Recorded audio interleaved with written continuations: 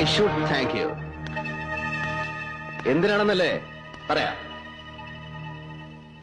മരണത്തിലേക്ക് കാർ ഓടിച്ചു കയറിയ ഡോക്ടർ വിജയന്റെ സിരകൾ ഓടിയിരുന്നത് പെത്തഡിനും ബ്രൗൺ ഷുഗറുമാണെന്ന് പ്രവചിച്ച ത്രികാലജ്ഞാനിയെ പറ്റി ഇയാൾ പറയാതെ തന്നെ ബോധ്യപ്പെടുത്തി തന്നതിന്.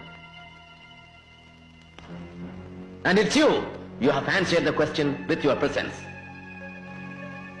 എനിക്കറിയാം, ഒളിച്ചു പിടിക്കപ്പെടാനുള്ള ഒരുപാട് സത്യങ്ങൾ ഇവന്റെ നാവിൻ തുമ്പിൽ ഉണ്ടായിരുന്നില്ലെങ്കിൽ ഈ ലൗസി ഗോസിപ്പ് മങ്കറെ രക്ഷിച്ചെടുക്കാൻ നീ ഇത്ര ബന്ധപ്പെട്ട് ഇവിടെ വരില്ലായിരുന്നു. Right? Clap. Okay. Now you leave him. What the hell? Please don't create any fuss. Don't shout and don't panic. I am arresting him. What? Section 44 CRPC. Criminal procedure കോഡിന്റെ 44-ാം വകുപ്പ് ഉപയോഗിച്ച് executive magistrate കൂടിയായ ജില്ലാ collector തേവള്ളിപ്പറമ്പിൽ Joseph Alex ഇയാളെ arrest ചെയ്യുന്നു എന്ന്. Does that make any sense, Mr. Commissioner? വെറുതെ അല്ലടോ.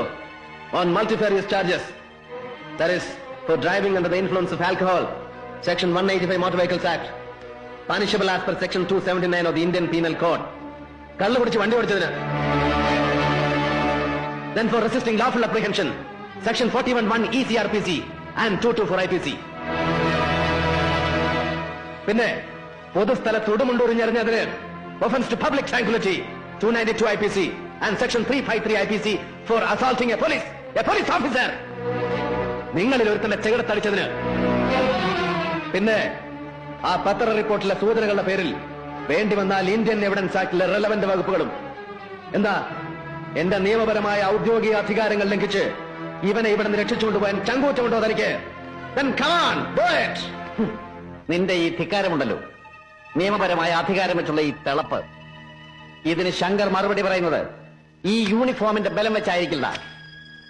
പകരം നിന്നെയൊക്കെ ചവിട്ടിയരയ്ക്കാൻ കെൽപ്പുള്ള പൊളിറ്റിക്കൽ സ്ട്രെങ്ത് വെച്ചായിരിക്കും. നോക്കിക്കോ. Political strength.